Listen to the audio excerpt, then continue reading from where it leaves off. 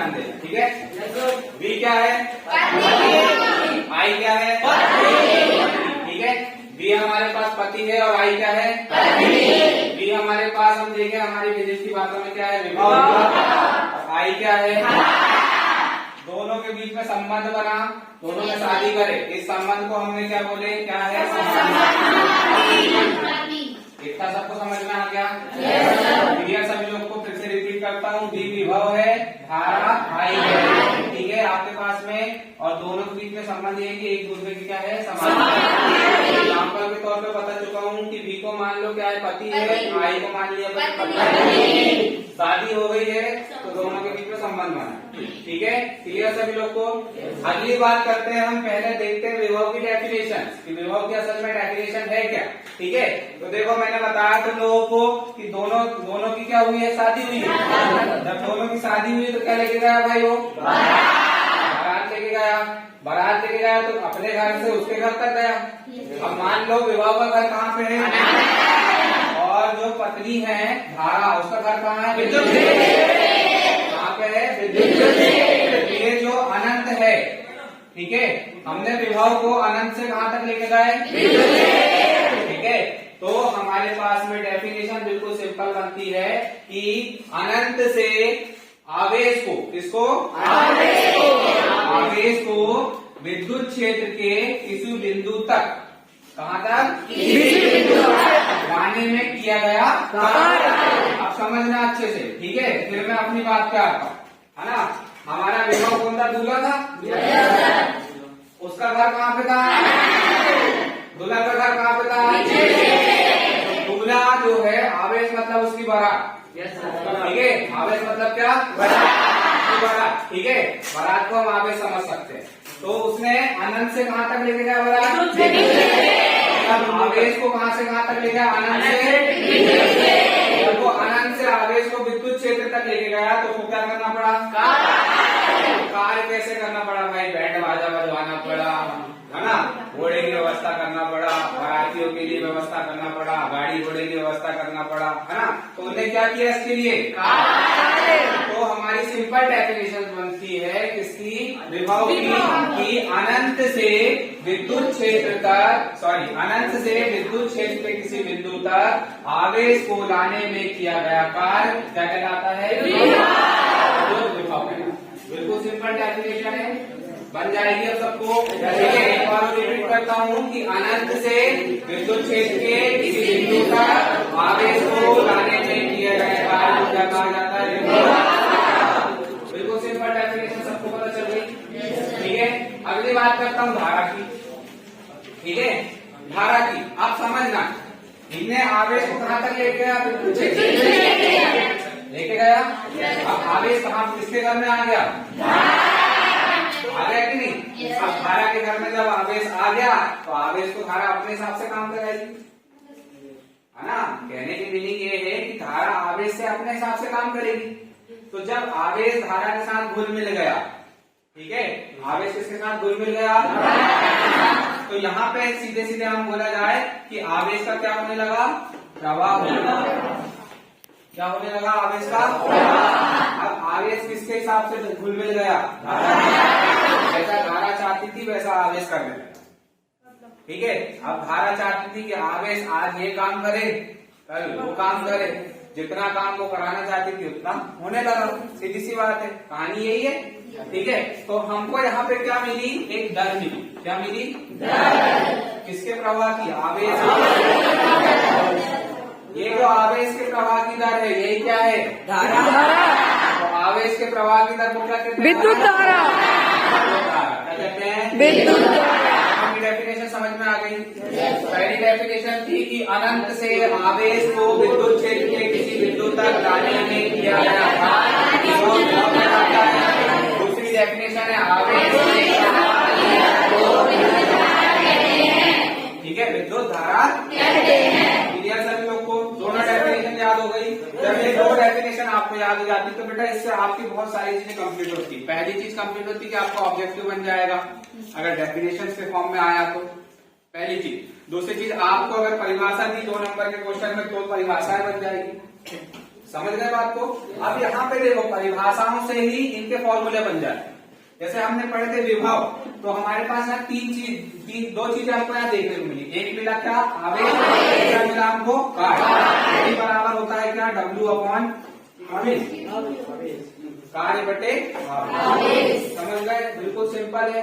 ठीक है, ये फॉर्मूला बन गया। अगर मैं इसके मात्रक की बात करूं तो जनरली विभव का जो मात्रक होता है वो क्या होता है वोल्ट। कार्य का मात्रक क्या होता है जूल। Very good. और आवेश का मात्रक क्या होता है कूलाम। तो हमारे पास इसका मात्रक क्या होगा जूल प्रति कूलाम या वोल्ट, दोनों ही मात्रक लिख सकते हैं। हमारे पास दो मात्रक है, या तो वोल्ट लिख दो या जूल प्रति कूलाम। बन गए ऑब्जेक्टिव। यहाँ पे धारा का बहुत सिंपल कॉन्सेप्ट है। जब भी याद करो ये आई दर की बात आई, किसकी बात आई, हमको ध्यान में रखना है कि पढ़ने में किसको लिख देना है समय। जहाँ पे दर आ जाता है वहाँ समय चालू हो जाता है। ठीक है, जहाँ दर आया वहाँ क्या चालू हो जाता है, यहाँ समय हमको नीचे मिल गया बटे में। और किसके प्रवाह की दर है, क्या आ जाएगा और धारा को किससे दर्शाते हैं, बराबर होगा Q बटे T। फॉर्मूला बन गया। सीधे सीधे हम इसका क्या निकाल लेते हैं, सीधे सीधे हम इसका निकाल लेते हैं मात्रक। तो Q का मात्रक कितना होता है कूलाम, अभी पढ़े हमने। और T का मात्रक कितना होता है समय का मात्रक सेकेंड। सबको पता है, पता है कि नहीं। और धारा जो है उसका मात्रक असल में होता है क्या एम्पियर। एम्पियर किसके बराबर था कूलाम प्रति सेकेंड। दो मात्रक भी आप लिख सकते हो धारा के उसमें। ठीक है कि नहीं, सिंपल है, बनेगा। तो डेफिनेशन तो दोनों समझ में आ गई आपको, विभव और धारा। अब हम जो हमारा टॉपिक था हम उस पर चलते हैं सीधे सीधे। आपके पास में मैंने बताया कि विभव और धारा में क्या करें आपस में शादी करें। मतलब क्या है, जाहिर सी बात है, पति समान है तो पत्नी भी समान है, दोनों के बीच में समानुपाती चिन्ह आ गया। ठीक है, तो हमारा जो नियम बोलता है वो ये बोलता है कि किसी परिपथ में, इसमें जैसे आप लोग ने देखे होंगे शादी के कार्ड में लिखा होता परिणय लिखा रहता है। उस परिणय शब्द से याद रखो कि एक परिपथ की बात करना हमको। ठीक है, तो किसी परिपथ में बहने वाली धारा उस परिपथ में उत्पन्न विभव के क्या होती है, बिल्कुल सिंपल है। किसी परिपथ में बहने वाली धारा उस परिपथ से उत्पन्न विभव के समान। इसको ही क्या बोलते हैं हम, कहते हैं ओम का नियम। क्लियर, क्या बोलते हैं इसको, ठीक है। अब जब ओम का नियम आया तो ध्यान रखना, अब दादा की बात आ गई। ओम कौन है, दादाजी। याद रखना ओम कौन है, दादाजी। मतलब इन दो, इसका पिता है और इसका क्या है ससुर। लगेगा, यस सर, लगेगा कि नहीं, इसका पिता है और इसका ससुर जी। लेकिन अब दादा की बात करें तो पोता भी लाना पड़ेगा, लाना पड़ेगा कि नहीं। तो हमने पढ़े कि V समानुपाती होता है किसके, और हमने ये भी पढ़े कि जब भी हम समानुपाती चिन्ह की बात करते हैं, किसकी, समानुपाती चिन्ह की, तो हम क्या लगाते हैं, लगाते हैं और एक नियत वैल्यू लेते हैं, नियतांक लेते हैं। तो यहाँ हमने एक नियतांक रखे, उसका नाम क्या है, और यहाँ पे हमने आई वैसा के वैसा समानुपाती चिन्ह हटाए तो R नियतांक रखे और बराबर बनाए। ठीक है, ये R क्या है, ये R ये पोता क्या है, पोता। इस दादा का पोता कौन है, अब यहाँ R क्या है, तो R भाई एक नियतांक है। क्या है R, नियतांक है, और इसका मान दोनों पर निर्भर करेगा, V पर भी और I पर। इसको हम क्या बोलते हैं, प्रतिरोध। क्या बोलते हैं, प्रतिरोध की डेफिनेशन पे भी आए। ठीक है, लेकिन अब हम बात, मैंने अभी बताया कि R का मान V पे और I पे निर्भर करेगा। कैसे निर्भर करेगा भाई, माता पिता जैसा संस्कार देंगे बच्चा वैसा ही सीखेगा। नियम यही है, आपके माता पिता ने जैसा सिखाया आप वैसा सीखे, जैसा खाना सिखाया वैसा खाना सीखे, जैसा बोलना सिखाया वैसा बोलना सीखे।